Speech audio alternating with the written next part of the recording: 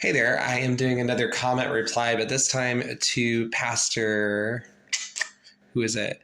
Jared and Hannah. So they make a comment about the autobiography, Set Free, chapter 22. And this is pertaining to my other video where I comment briefly on a few other things, as I normally do on my TikTok or YouTube, Facebook, wherever you find me.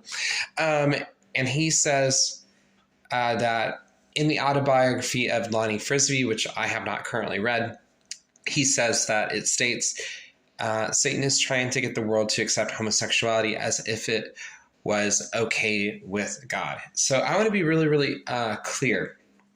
There's a huge difference between accepting something as an identity, and we very much so see this with the trans movement right now.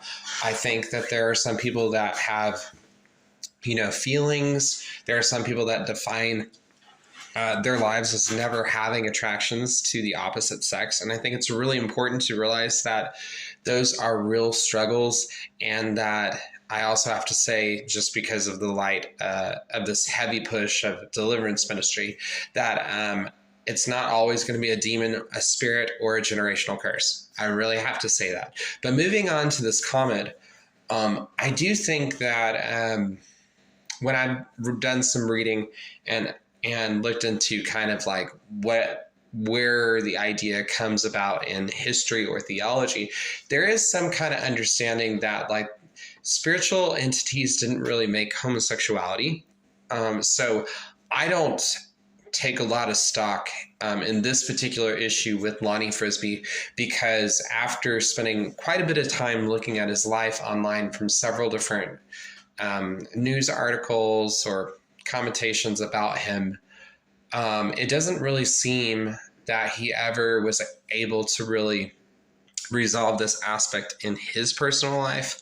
I think that if we're going to be really fair, as for myself, I'm not really inspired by Lonnie Frisbee personally, and I've been compared to him several times in my life because of spiritual giftings and other things. The reason why I think he takes more of a stance on him phrasing that it's Satan is because it's his area that he deals with, and he was very much so involved with Catherine Coleman and a few others. And so when people are in the charismatic camp, which he was, then he's always going to be demonizing it into a spirit or a demon, which I think sometimes can be the case with things like this. But in my humble opinion, I think that he did this because he didn't want to have accountability. And it's very evident from his